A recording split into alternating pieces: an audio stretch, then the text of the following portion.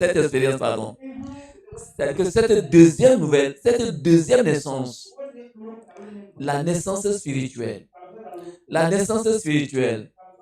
ce serait malheureux, misérable, triste et lamentable que d'être ici et ne pas faire cette expérience-là. Ce serait triste, lamentable, douloureux que l'âge où tu es aujourd'hui, quel que soit cet âge, et que tu n'as pas encore fait cette expérience-là. Alors c'est l'occasion. C'est l'occasion. C'est cette expérience qui t'ouvre la porte du royaume de Dieu. Jésus avait répondu à Nicodème, en vérité, je te le dis, si un homme ne naît de nouveau, naître de nouveau, c'est la régénération. C'est la régénération. Ceux du dehors, qui n'ont pas la voix, la vision du royaume de Dieu, parfois réalisent qu'ils ont besoin de cette régénération, qu'ils ont besoin de cette nouvelle naissance. Mais où est-ce qu'ils s'en vont pour cette nouvelle naissance? C'est à ce moment, où est-ce qu'ils s'en vont pour cette nouvelle naissance?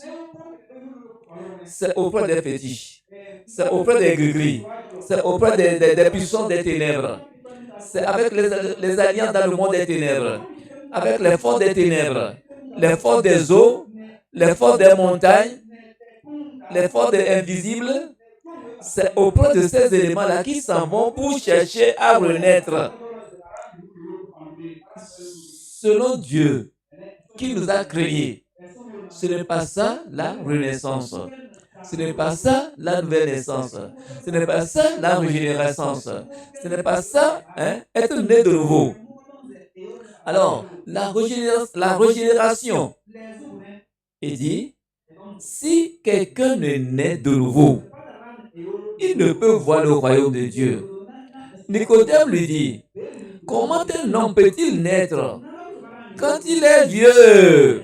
Quand il est vieux, il s'est étonné avec son âge là, avec son âge là, avec son âge là. Gloire à Dieu. Gloire à Dieu. Il n'y a pas d'âge pour renaître. Il n'y a pas d'âge pour faire l'expérience de la régénération. Il n'y a pas un âge fixé pour pouvoir naître de nouveau. Quel que soit l'âge, c'est une nécessité pour ceux qui aspirent un jour demeurer dans le royaume de Dieu. C'est indispensable pour tous ceux qui aspirent voir le royaume de Dieu. Jésus lui répondit, le verset 5, Jésus répondit, en vérité, je te le dis, si un homme ne naît d'eau et d'esprit, il ne peut entrer dans le royaume de Dieu. Alléluia. Si un homme ne naît d'eau et d'esprit, il ne peut entrer dans le royaume des cieux. Alléluia. Donc, le royaume des cieux, le royaume de Dieu est connecté à cette expérience de naître de nouveau. Alors, comment est-ce que nous pouvons y arriver? Alors, la première des choses, on va parler de quoi? La pratique et la pollution du péché. La pratique et la pollution du péché. Et deuxièmement, on va parler de quoi? Le processus et la prière pour la purification du péché. Le processus et la prière pour la purification du péché. Et puis troisièmement, on va parler de la puissance et les préceptes pour une victoire ferme en Christ. La puissance et les préceptes pour une victoire ferme en Christ. Gloire à Dieu. Alors, retournons au Nouveau Testament. Matthieu chapitre 7, le verset 20 au verset 23. Il dit, Matthieu 7, 20 à 23. Il dit, c'est donc à leurs fruits que vous les reconnaîtrez. Ceux qui me disent Seigneur, Seigneur, n'entreront pas tous dans le royaume. Ceux qui me disent Seigneur, Seigneur, n'entreront pas tous dans le royaume des cieux, mais celui-là seul qui fait la volonté de mon Père qui est dans les cieux.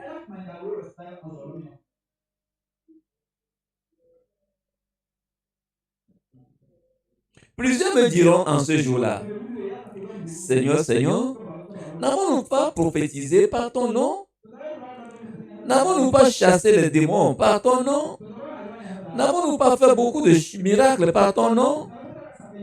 Alors je leur dirai ouvertement, je ne vous ai jamais connu. Retirez-vous de moi, vous qui commettez l'iniquité. C'est pourquoi quiconque entend ces paroles que j'ai dites et les met en pratique sera semblable à un homme prudent qui a bâti sa maison sur le roc. La pluie est tombée, les torrents sont venus, les vents ont soufflé et se sont jetés contre cette maison. Elle n'est point tombée parce qu'elle était fondée sur le roc. Parce qu'elle était fondée sur le roc. Gloire à Dieu.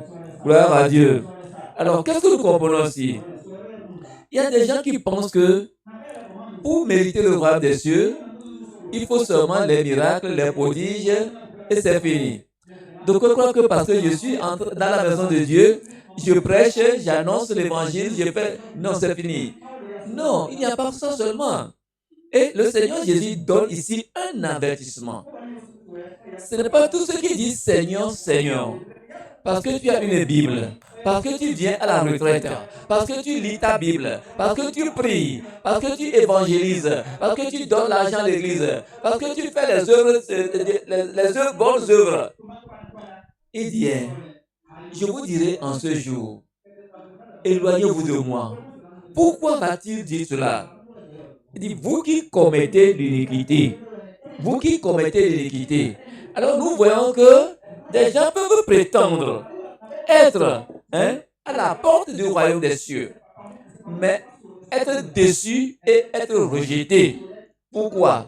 Des gens peuvent prétendre arriver au seuil du royaume, mais être rejetés et être déçus. Pourquoi? Parce qu'il y a en eux quelque chose.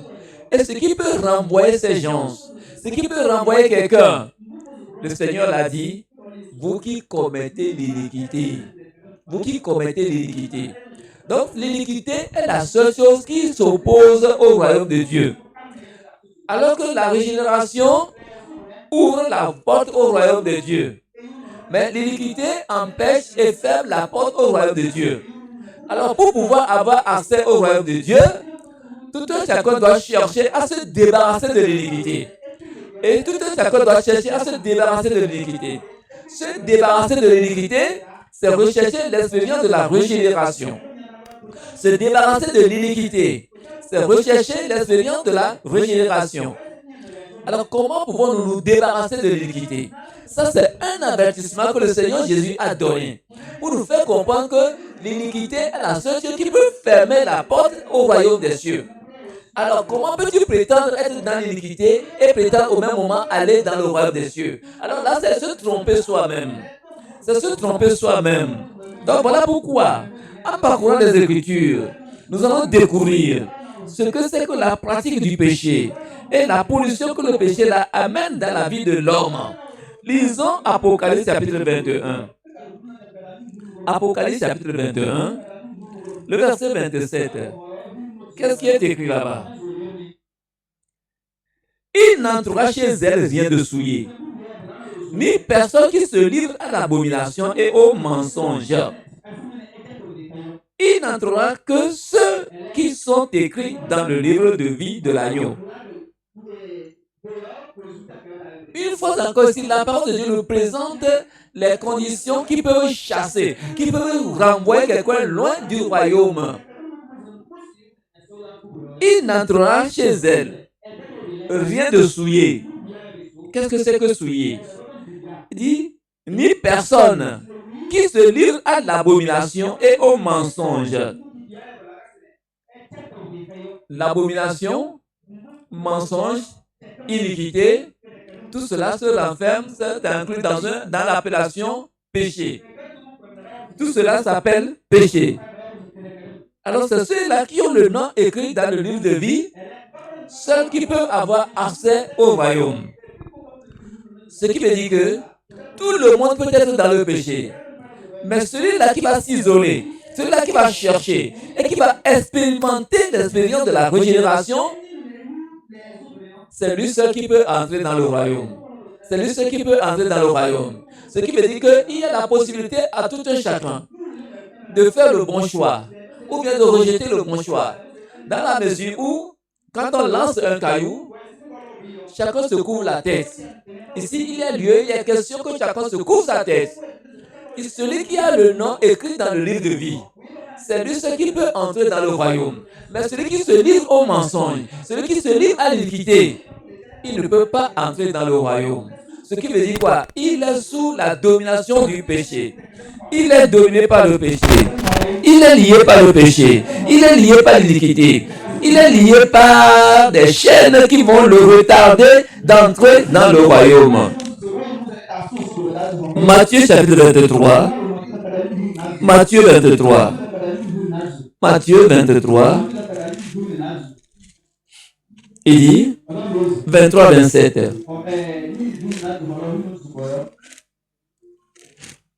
Matthieu 23, verset 27.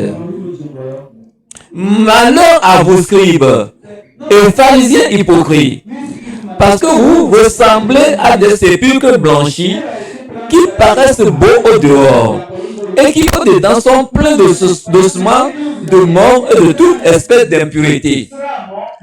Il y a une catégorie de personnes, apparemment, c'est très propre, ils sont très beaux, ils sont très élégants, mais au-dedans, il y a l'esprit de sorcellerie, il y a l'esprit d'adultère, il y a l'esprit d'immoralité et toute espèce de péché. Et ici, la parole de Dieu les compare à un tombeau. Le tombeau qui est blanchi. Donc, à chaque 1er décembre, les gens s'en vont au cimetière. Et ils blanchissent les tombeaux. C'est très propre. On met des carreaux. C'est très propre.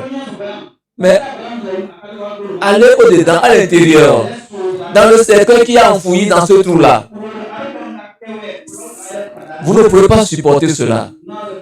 C'est la putréfaction. C'est sale ce qu'il y a dedans. Voilà certaines catégories de gens. Apparemment sont propres. Mais au-dedans, il y a le péché. Ce qui veut dire qu'il y a des péchés internes et il y a des péchés externes. Dans la vie de l'homme, il y a des péchés internes que toi seul tu connais. Quand si tu es sorcier, c'est toi seul qui le sais. N'est-ce pas? Mais si tu es menteur, des gens peuvent le savoir avec toi. Donc, il y a des péchés externes que quand tu commets ce péché-là, quand tu es lié par ce péché-là, tout le monde le sait. Tout le monde peut sentir cela. Mais il y a d'autres péchés. C'est toi seul qui le sais avec toi seul. Et au-delà de toi-même, il y a le diable qui le sait. Il y a Dieu qui le sait. Il y a le Saint-Esprit qui le sait. Il y a Jésus-Christ aussi qui le sait. Parce qu'ils sont les cœurs des éléments. Voilà comment nous sommes devant Dieu. Ceux-là qui sont liés par les péchés internes et les péchés externes. Que le péché soit interne, que le péché soit extérieur ou intérieur. Une chose, aucun pécheur n'aura accès au royaume des cieux. Allons dans Marc chapitre 7, le verset 20. Marc 7, le verset 20. Il dit encore, ce qui sort de l'homme, c'est ce qui souille l'homme. Car c'est du dedans, c'est du cœur des hommes que sortent les mauvaises pensées, les adultères, les impudicités, les meurtres, les vols, les cupidités, les méchancetés, la fraude, le dérèglement, le regard envieux, la calomnie, l'orgueil, la folie. Quand on dit la folie, Ce n'est pas aller dans les rues et ramasser au dépotoir. Ce n'est pas de cette folie dont parle la parole de Dieu ici. Quand l'homme que Dieu a créé avec la peau normale trouve que cette peau-là ne lui convient pas, et ça va dépenser de l'argent pour acheter des produits et pour colorer sa peau, pour changer la peau normale, naturelle, originale. Parce qu'il veut devenir blanc. Il veut devenir rouge pur, rouge foncé. Et il s'en va dépenser de l'argent pour se détruire, pour se tuer. Parce qu'il veut être beau, parce qu'elle veut être belle, parce qu'elle veut être séduisante, parce qu'il veut être séduisant. C'est une forme de folie, c'est une forme de folie, une forme de folie. Lorsque l'on prend de l'argent et qu'on s'en va au marché, on trouve des pantalons, mais les pantalons qui sont déchirés. C'est là où on prend l'argent pour acheter. On dit que c'est ça notre temps, c'est ça notre temps. C'est la folie, c'est la folie. Alors donc tout ce qui s'oppose au standard créé par Dieu et que l'homme cherche à reformer et à l'adapter à sa condition en lui donnant des noms savants, c'est la folie. C'est la folie. Aujourd'hui, avec le développement de la science, l'homme peut devenir femme comme la femme peut devenir l'homme. La chirurgie facilite cela. Et dans d'autres pays même, il est autorisé aux petits-enfants, aux adolescents même de choisir, s'ils le veulent, le sexe qui leur plaît.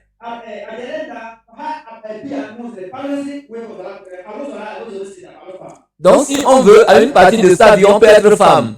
Si on le veut encore une partie, à un moment de sa vie, on peut devenir garçon.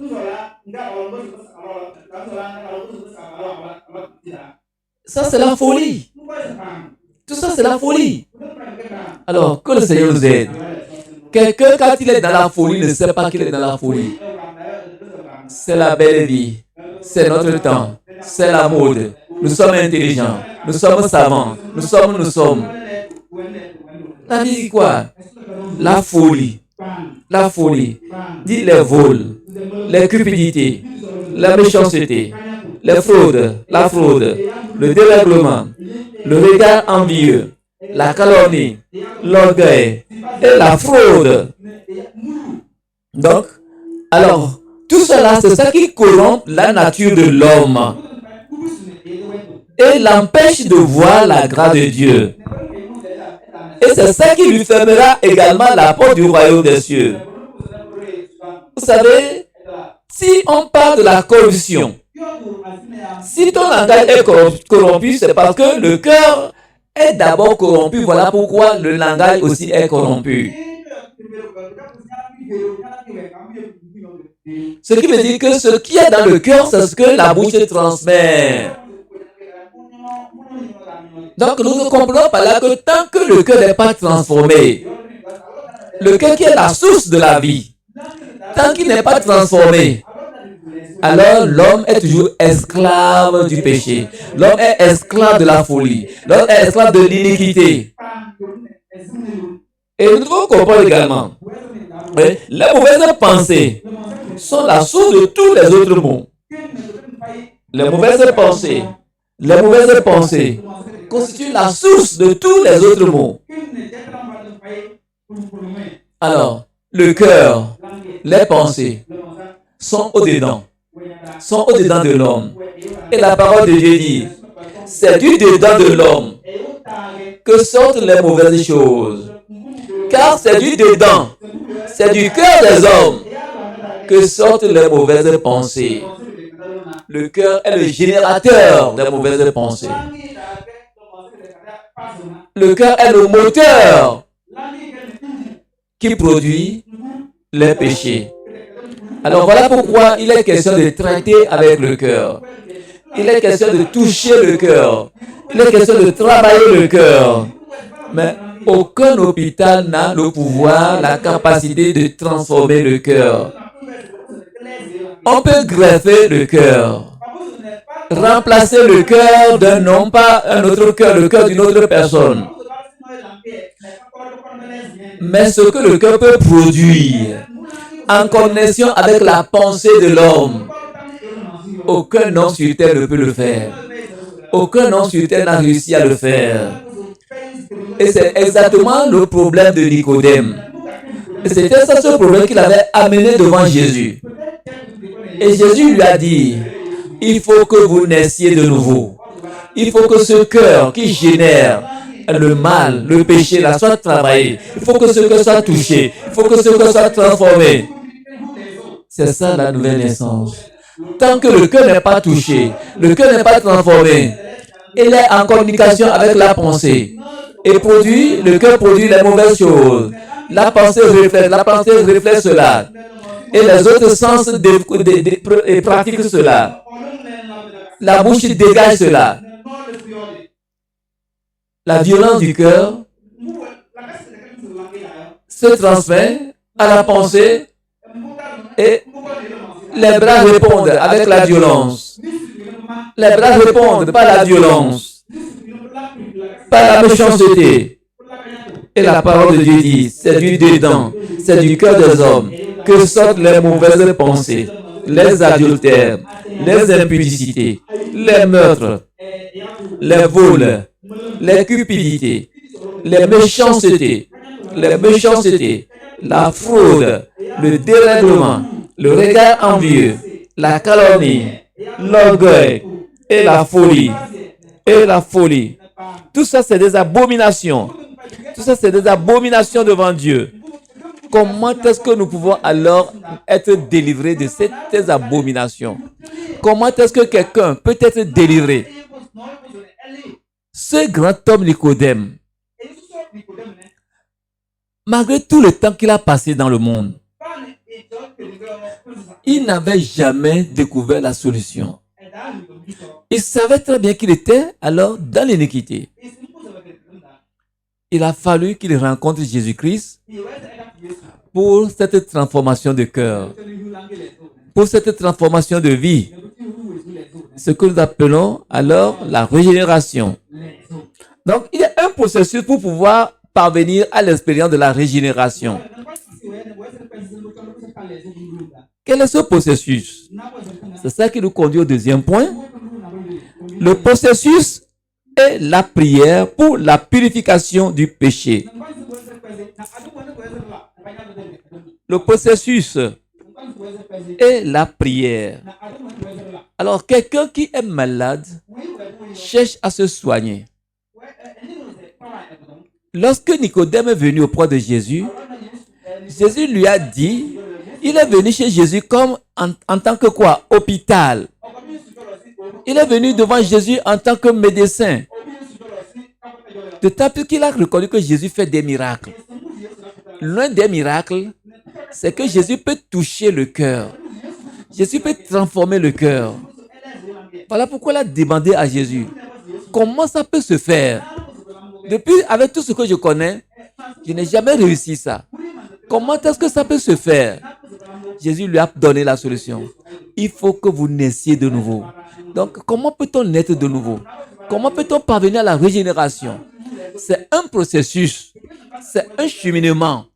C'est des pas à suivre. Donc, nous voyons en cette deuxième partie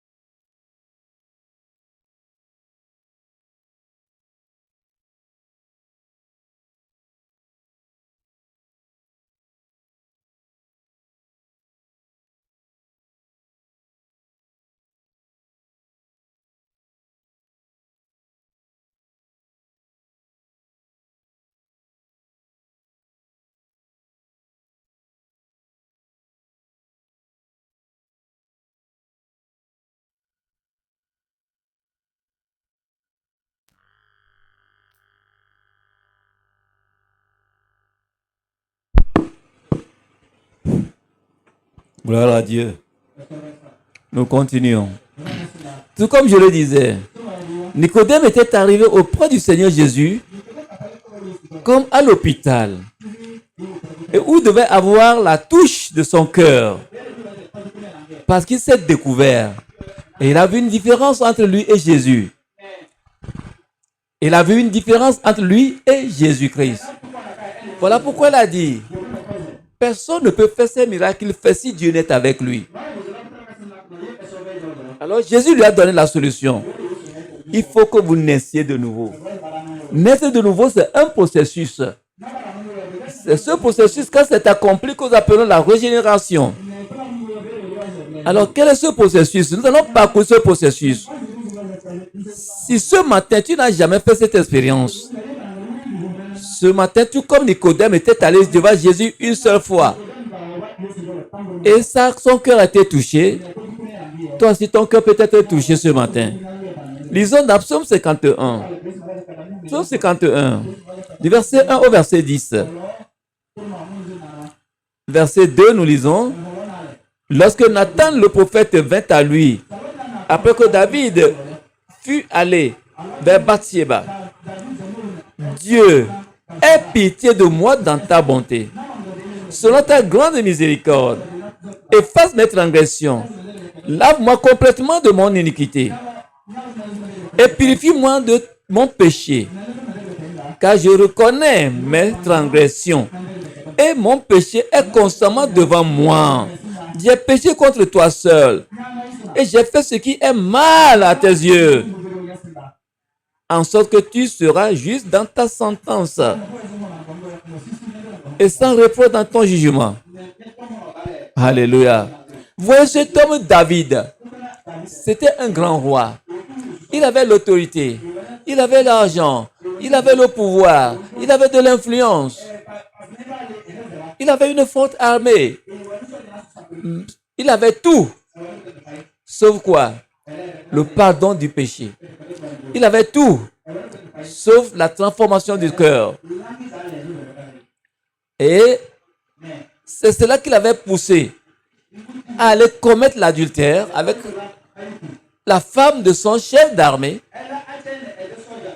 Et non seulement ça, il a ordonné l'assassinat de cet homme.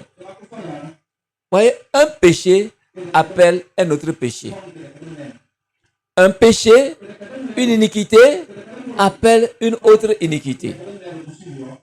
Quand le cœur lance un péché, cela se produit dans la pensée. Et tout le cœur se met en mouvement. Mais quand ce péché n'est pas arrêté, cela produit d'autres.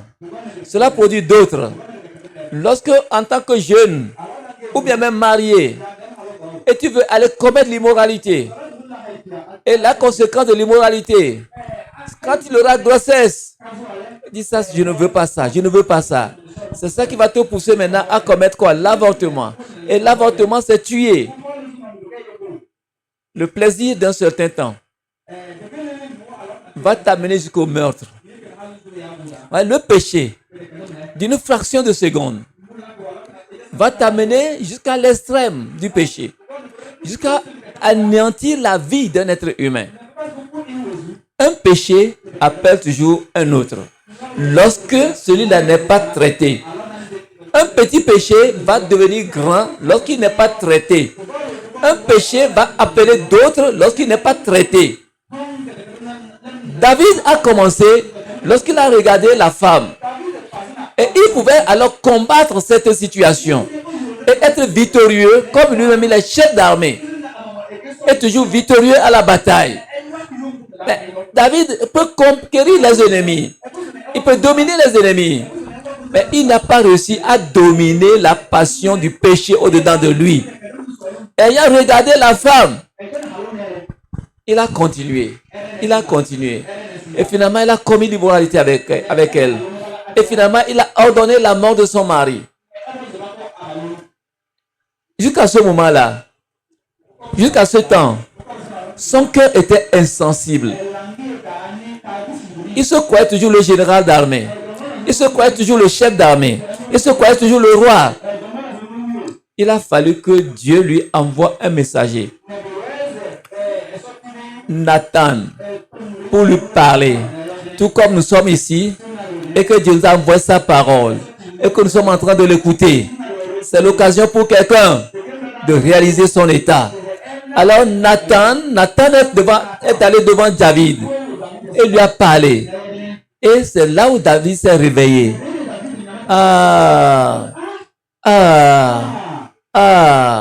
J'ai commis du péché. J'ai commis le péché.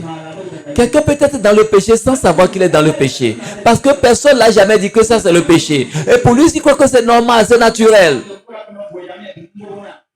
C'est comme beaucoup le disent que la sorcellerie, c'est Dieu qui donne. C'est Dieu qui donne. Dieu va te donner la sorcellerie pour aller tuer. Dieu va te donner la sorcellerie pour aller tuer lui, l'âme qu'il a créée, la personne qu'il a créée.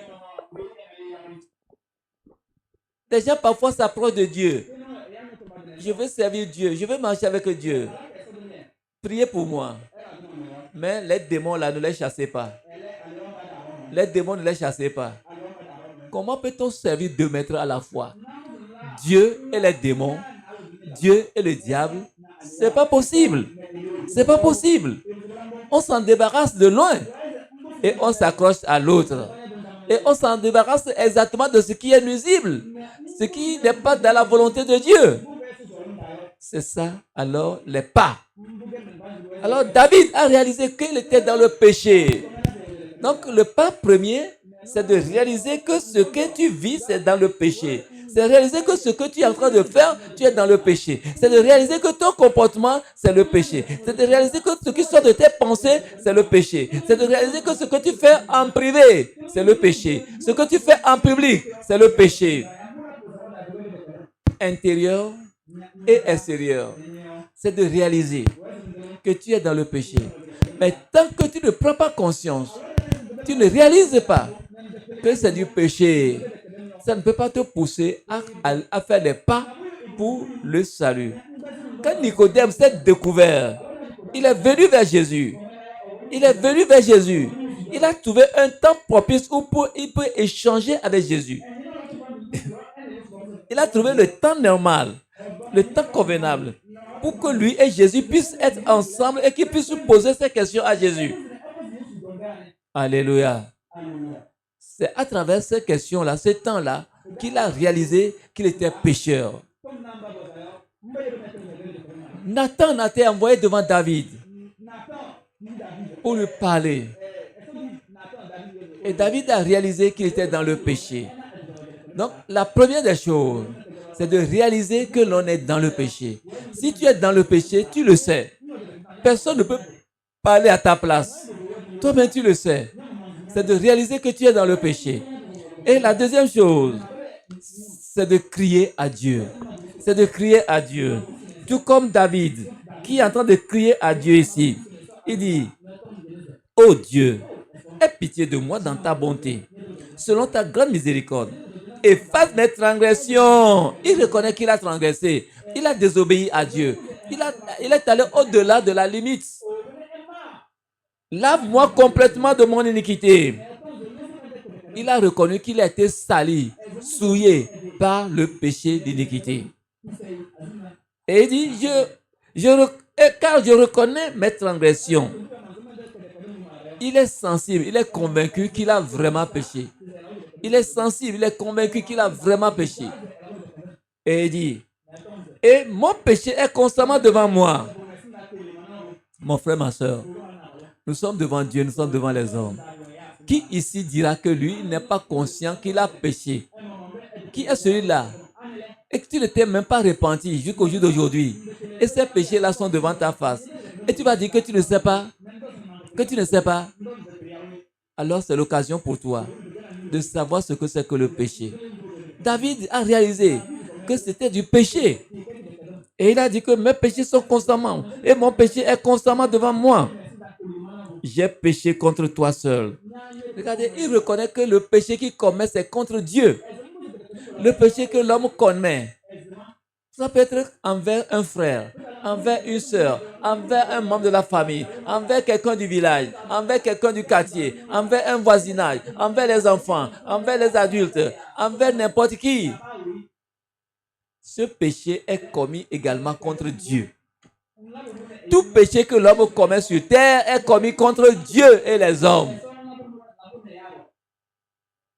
Alléluia. Alors, David ne l'a pas caché. Et mon péché est constamment devant moi. J'ai péché contre toi seul. Et j'ai fait ce qui est mal à tes yeux. J'ai fait ce qui est mal à tes yeux. Mon frère, ma soeur, que le Saint-Esprit te réveille. Ce que tu as fait mal aux yeux de l'Éternel. Que l'Esprit Saint te rappelle cela. Que l'Esprit Saint t'aide. Lorsque tu prends conscience que tu es pécheur, lorsque tu prends conscience de tes péchés, la deuxième chose, c'est de crier devant Dieu. C'est d'aller devant le Seigneur. C'est de confesser ses péchés. C'est de les déposer devant Dieu. Tout comme David est en train de le faire ici. Il est en train de confesser ses péchés. Il est en train de les déposer devant Dieu. Il est en train de s'examiner. Il ne présente pas d'excuses. Dieu, je l'ai fait à cause de Dieu, c'est parce que je n'ai pas trouvé à manger que je suis allé voler. Tu as volé, tu n'as pas trouvé à manger, tu es voleur. Il n'y a pas d'excuse pour le péché. Tu as commis le péché, tu as commis le péché. Demande au Seigneur. Oui, tu l'as fait. Mais c'est Dieu qui a le pouvoir du pardon. Voilà pourquoi David a dit, en sorte que tu seras juste dans ta sentence. Et ça reprend dans ton jugement. Oui, quand toi tu vas, alors prends tes décisions. Je ne peux pas te condamner. Je ne peux pas t'accuser parce que tu es juste. Parce que tu es juste. Ésaïe chapitre 1. Donc, prends conscience qu'on est dans le péché et aller vers Dieu et confesser ses péchés. Confesser ses péchés. Confesser ses péchés. Dans Ésaïe chapitre 1, le verset 15, il dit, quand vous étendez vos mains, je détourne de vous mes yeux. Quand vous multipliez les prières, je n'écoute pas. Vos mains sont pleines de sang. Lavez-vous, purifiez-vous, ôtez de devant mes yeux la méchanceté de vos actions. Cessez de faire le mal. Apprenez à faire le bien. Recherchez la justice. Alléluia. Voilà ce que Dieu nous ordonne. Donc, de se détourner. Rechercher à faire le bien. Détourne-toi. Abandonne cela. C'est le pas suivant. Il ne suffit pas seulement de réaliser que tu es dans le péché. Il ne suffit pas seulement de confesser cela puis s'arrêter là. Le troisième pas, c'est de te détourner, c'est de les abandonner, c'est de prendre la décision. C'est de prendre la décision. De prendre la décision. Je n'en veux plus. Je ne veux plus. Je vais abandonner. Je vais me détourner de cela. Alléluia. Jacques chapitre 4, verset 4. Dans le Nouveau Testament. Après Hébreu, nous avons Jacques. L'épître de Jacques. Et il dit, au verset 4 du chapitre 4, adultère que vous êtes, ne savez-vous pas que l'amour du monde est inimitié contre Dieu? Celui qui veut être ami du monde se rend ennemi de Dieu. Voilà encore une catégorie de péché. Tu veux plaire au monde. À cause du monde, tu poses des actions qui s'opposent au plan de Dieu. Il dit, tu es ennemi de Dieu. Tu es ennemi de Dieu. Le péché conduit l'homme à être ennemi de Dieu. Voilà pourquoi tu dois t'en débarrasser. Voilà pourquoi tu dois t'en débarrasser. Dans 1 Jean, le chapitre 1, verset 9, la parole de Dieu dit, premier épître de Jean, chapitre 1, au verset 9, il dit, si nous confessons nos péchés, si nous confessons, si je confesse, si tu confesses tes péchés, il est juste, il est fidèle et juste pour nous les pardonner et pour nous purifier de toute iniquité. Alléluia. Il faut d'abord confesser ça. Parce que tu as pris conscience. Tu veux t'en détourner. Tu les déposes devant lui par la confession. Et lui qui est capable, lui qui a le pouvoir de pardonner, c'est lui qui te transforme. C'est lui qui te transforme. C'est lui qui te transforme. Donc, la confession des péchés précède la purification. Alors, si Dieu veut nous purifier, si Dieu veut nous pardonner, et si Dieu veut nous rendre plus blancs que la neige, nous avons besoin aussi de faire quelque chose. Qu'est-ce que nous devons faire? Qu'est-ce que tu dois faire? C'est de confesser ses péchés totalement. C'est de confesser ses péchés entièrement. Et Dieu ne pardonnera, Dieu ne purifiera pas les péchés non confessés. C'est le cœur qui est brisé et contrit et qui témoigne que l'on est décidé à changer de position, à changer de camp. C'est cela qui témoigne que l'on a soif du pardon de Dieu. C'est cela qui témoigne que l'on a soif de la régénération. C'est cela qui témoigne que l'on a faim et soif de la restauration. Peut-être que toi, tu l'avais fait il y a des années passées. Mais aujourd'hui, tu as perdu cela. Le monde t'a encore volé. Le monde t'a volé. Le monde t'a englouti. Aujourd'hui, si tu reprends les pas, si tu reconnais, si tu les confesses, si tu viens au Seigneur, il est prêt à t'accepter. Il est prêt à t'accepter. Alors, tu dois alors les confesser sérieusement. Et tu dois prendre conscience de ton état. Alors, si nous confessons nos péchés, il est fidèle et juste pour nous les pardonner et pour nous purifier, pour nous les pardonner et pour nous purifier. Alors, vous savez, pour pouvoir arriver à cela, nous avons dit que c'est des pas qu'il faut.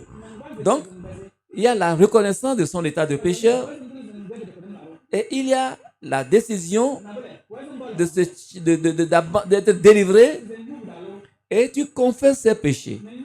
Et quand tu les confesses, tu cries au Seigneur. Tu viens au Seigneur. Cela va te demander l'humilité de cœur. De t'humilier devant le Seigneur pour reconnaître sans orgueil, sans excuse, que tu as vraiment besoin de cela. Donc, il y a question d'être humble devant le Seigneur. Donc, l'humilité.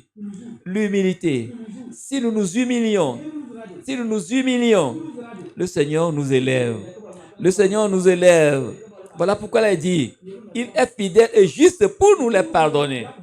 Il est fidèle et juste pour nous les pardonner. Alors, la parole de Dieu dit quoi? Humiliez-vous devant le Seigneur et il vous élèvera. Ouais, dans le pardon et la relation avec lui, nous avons besoin de l'humilité. Et lorsque nous nous humilions, en confessant nos péchés, il nous amène où? À accepter ce que c'est que la rédemption. La rédemption, c'est le prix payé par le Seigneur Jésus-Christ à la croix. Et c'est Dieu même qui a donné cela comme solution au péché. Lorsque tu prends conscience de tes péchés et que tu t'en répands, alors il y a un secours. Le secours, c'est cette rédemption. C'est-à-dire le sacrifice du Seigneur Jésus-Christ à la croix. Et que tu dois accepter. Que tu dois accepter. Que tu dois accepter. Et quand tu acceptes cela maintenant, tu dois faire quoi? Tu dois croire. Tu dois croire. Tu dois croire. Oui, que ce que le Seigneur t'a dit est vrai. Ce que le Seigneur t'a dit est vrai. Ce n'est pas par la force de l'homme. Ce n'est pas par la sagesse de l'homme. Ce n'est pas par l'émotion. Mais c'est que tu es sincère devant Dieu et tu crois que c'est le Seigneur qui va le faire. Gloire à Dieu. Lorsque tu as ça, tu es arrivé à ce point. Qu'est-ce qu'il dit? Que le méchant abandonne ses mauvaises voies. Que le méchant abandonne sa voie. Les mauvaises compagnies et tous les éléments, tous les articles qui te poussaient dans ce péché, tu dois t'en débarrasser. Tu dois t'en débarrasser. Si tu avais des fétiches, si tu avais des gris-gris, si tu as des talismans, tu dois t'en débarrasser. Les compagnies de mauvaises avec lesquelles tu faisais quoi? Le braquage. Tu dois sortir de ces compagnies. Les mauvaises compagnies avec lesquelles vous planifiez le vol. Tu dois sortir de ces compagnies. Les alliances que tu as faites auprès des fétiches, auprès des charlatans, auprès des quoi, Tu dois briser ces alliances et tu dois te débarrasser de tous les éléments de ces alliances. Gloire à Dieu. Gloire à Dieu. Gloire à Dieu. C'est ça la preuve que tu veux vraiment la régénération. Tu ne peux pas dire que tu veux la régénération tout en t'accrochant encore aux démons, tout en t'accrochant encore à ces choses-là qui te conduisent dans le péché. Ce n'est pas normal. Dieu est sincère et pense à ton salut, à ta régénération. Nous devons collaborer avec lui. Nous devons alors accepter ce qu'il dit de nous et nous devons obéir à ce qu'il nous demande. Alors, lorsque nous faisons ça, nous devons prendre garde au rues du diable. La Bible dit quoi? Le diable rôde comme un lion, cherchant qui dévorer. Résistez-lui. Résistez-lui. Prendre garde aux rues du diable et sortir et vous séparer d'avec le monde. Sortir et séparer d'avec le monde. Et demeurer avec Christ. Lorsque tu ne sais pas, lorsque tu ne sais pas, lorsque tu ne sais pas, 1, tu auras le pardon des péchés. 2, tu auras la paix du cœur. 3, tu auras un nouveau nom devant Dieu. Et le nom, c'est quoi? Si quelqu'un est en Christ, il est une nouvelle création. Il est une nouvelle créature. Les choses anciennes sont... Les choses anciennes sont... Les choses anciennes sont... Voici, toutes choses sont devenues nouvelles. Abalo voleur n'est plus Abalo voleur. Il est Abalo sanctifié. Hein? Celle qu'on appelle Kutukalo prostituée, elle n'est plus Kutukalo prostituée, mais elle est Kutukalo sanctifiée, nouvelle créature. Alléluia. Le jour où Nicodème est parti rencontrer Jésus-Christ, à la mort de Jésus-Christ, Nicodème s'est manifesté. On l'a vu là-bas. Alléluia. Alléluia. Mon frère, ma soeur, ce matin, nous avons encore cette grâce pour pouvoir expérimenter la régénération et dominer le péché. Des gens prétendent qu'on ne peut jamais dominer le péché, qu'on ne peut jamais vaincre le péché. Qui vous dit ça? Qui vous apprend ça? Dieu qui nous a créé dit qu'il va nous pardonner. Il va nous donner une nouvelle nature. C'est Dieu qui le fait. Crois en Dieu. Tu vas l'expérimenter. Si tu ne crois pas en Dieu, tu vas réfléchir par toi-même et tu vas toujours échouer. Crois en Dieu, tu vas réussir. Alors, dernière partie, la puissance et les préceptes pour une victoire ferme en Christ. La puissance et les préceptes pour une victoire ferme en Christ. Vous savez, avoir la victoire sur le péché, c'est vivre chaque jour sans le péché. C'est vivre chaque jour sans le péché. Comment est-ce qu'on peut vivre chaque jour sans le péché? C'est vivre dans la justice. C'est vivre en tant que vainqueur. Il n'est pas impossible de vivre sans le péché.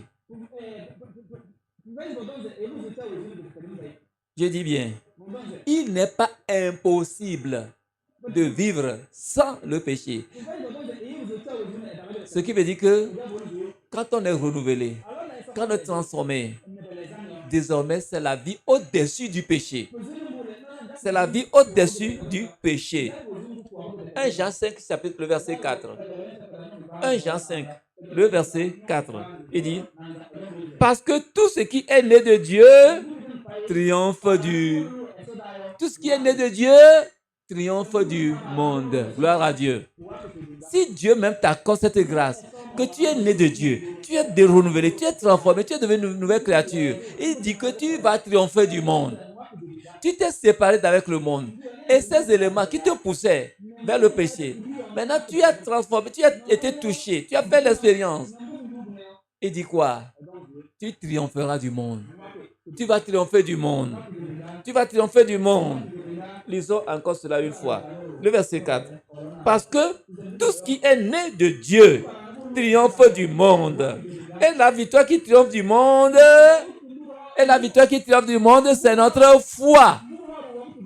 Alléluia. La victoire qui triomphe du monde, c'est notre foi, c'est ta foi. Jean chapitre 1. Jean chapitre 1er. Le verset 12. Il dit, lisons cela.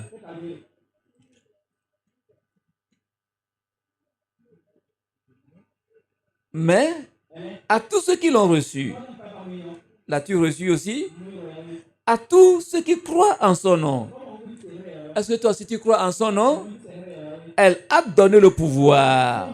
Elle a donné le pouvoir de devenir enfant de Dieu. Gloire à Dieu.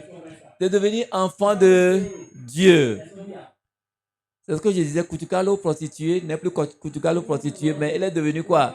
Enfant de Dieu. Alléluia. Abalo voleur n'est plus Abalo voleur, mais elle est devenue Abalo enfant de Dieu. Parce qu'il a reçu le pouvoir. Par sa foi, il triomphe du monde. Il a reçu le pouvoir de devenir enfant de Dieu. C'est Dieu qui le fait. C'est Dieu qui le fait. Alléluia. Alléluia. Romains chapitre 6. Lisons Romains chapitre 6.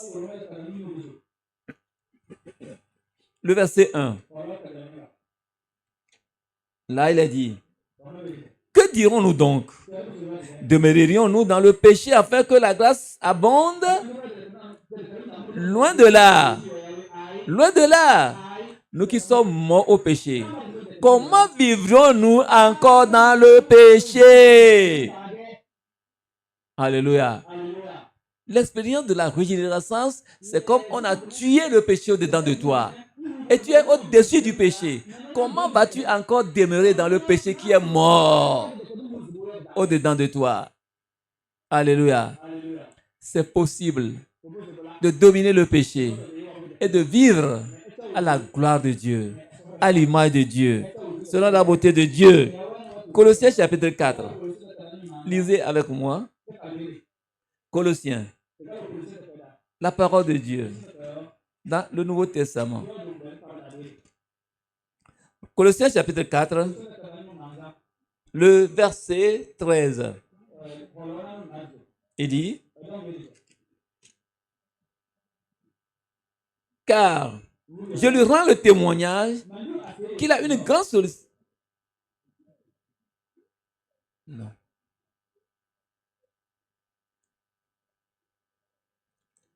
Attendez, je rate ma référence.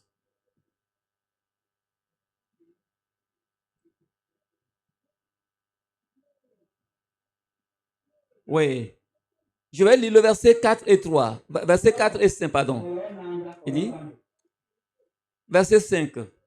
Conduisez-vous avec sagesse envers ceux du dehors et rachetez le temps. Que votre parole soit toujours accompagnée de grâce, assaisonnée de sel, afin que vous sachiez comment il faut répondre à chacun. Après l'expérience, les gens vont chercher à vous attaquer. Les gens vont chercher à vous attaquer.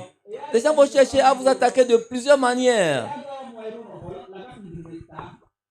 Et la Bible dit quoi? Il faut savoir comment leur répondre. Savoir comment leur répondre. Ouais, Dieu nous donne des armes pour le combat spirituel. Et pour être victorieux, Dieu a pourvu des éléments. Il y a les armes, il y a le comportement, il y a les manières. J'ai parlé de comment répondre aux gens devant certaines agressions verbales. Et aussi cela, il s'agit quoi? Ces éléments que je vais citer. Pour pouvoir vaincre, il y a les armes. Les armes. Pour pouvoir demeurer ferme en Christ. Le nom de Jésus-Christ. Le nom de Jésus. La parole de Dieu. La parole de Dieu. Le sang de Jésus-Christ. La prière et le jeûne. Alléluia. Vous savez, même à des moments donnés, celui même qui ne connaît jamais Jésus-Christ, il invoque Jésus-Christ parce qu'il sait qu'il y a une puissance dans ce nom. Parce qu'il sait que ce nom-là, c'est du secours. Alors, le nom de Jésus même, c'est une protection, c'est une sécurité.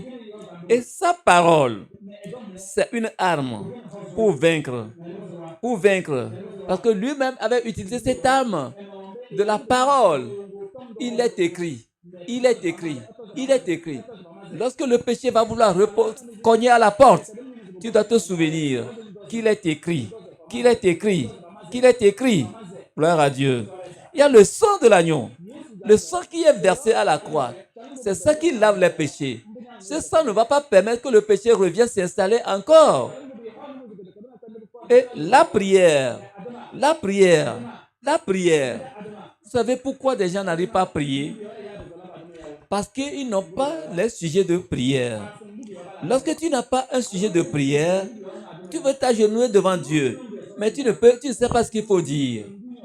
Mais si tu as des requêtes de prière, 5 requêtes de prière, parce que tu as partagé ton expérience avec quelqu'un et que tu veux que cette personne aussi fasse la même expérience, tu l'as évangélisé donc. Alors, tu veux que le Seigneur l'affermisse aussi. Ça fait déjà un sujet une requête de prière. Tu peux passer 5 minutes seulement pour prier pour cette personne. Ça va rallonger ton temps de prière devant Dieu. Tu peux prier pour ta famille.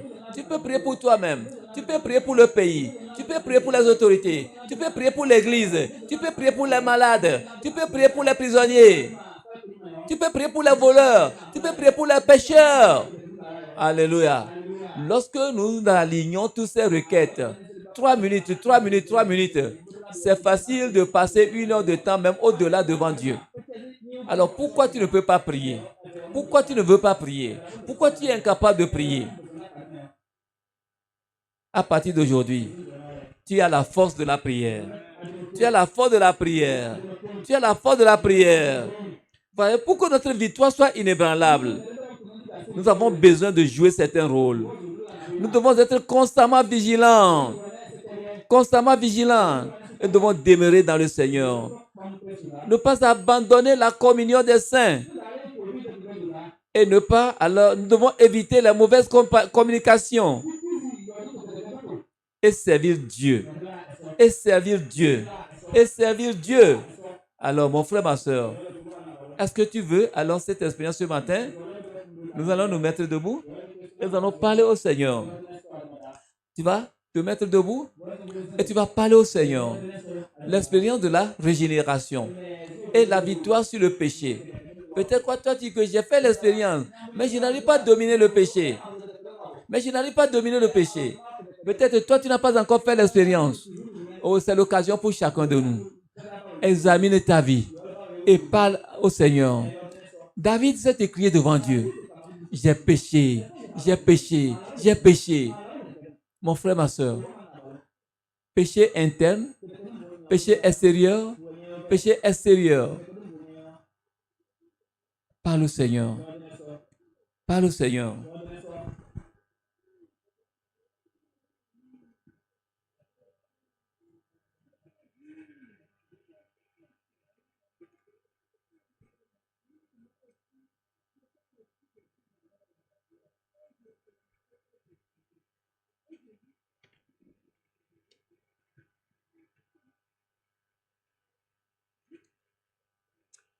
Parle au Seigneur.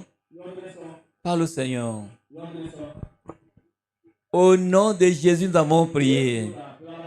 Es-tu ici ce matin? Tu veux qu'on puisse t'aider à faire l'expérience authentique. Es-tu là? Tu peux lever la main? Que tu veux vraiment dominer le péché.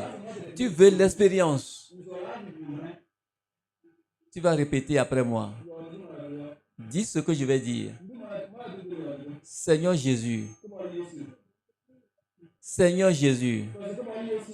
j'ai écouté encore ta parole ce matin. Tout comme Nicodème,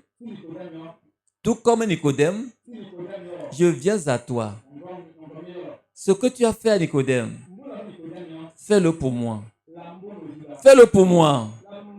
Je ne comprends pas.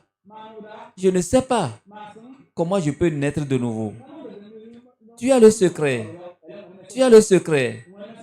Délivre-moi ce matin. Transforme ma vie. Viens toi-même régner dans mon âme. Tous mes péchés, chasse-les de ma vie. tous mes péchés. Chasse-les de ma vie. Donne-moi une vie nouvelle. Donne-moi une vie nouvelle. Et règne sur ma vie. Règne sur ma vie. Au nom de Jésus-Christ. Amen. Père Céleste, nous voulons te dire merci. L'honneur, la gloire soit à toi. Seigneur, ta parole est sortie. D'autant plus qu'elle ne revient jamais bredouille. Confirme ta parole dans la vie de quelqu'un. Libère quelqu'un du joug du péché. Brise les chaînes, l'esclavage du péché dans la vie de chacun au nom de Jésus. Et que l'expérience soit authentique. Une expérience authentique. Authentique pour ton peuple au nom de Jésus-Christ. Seigneur, nous te disons merci. Continue avec nous. Dans le nom de Jésus-Christ, nous avons prié. Amen. Amen.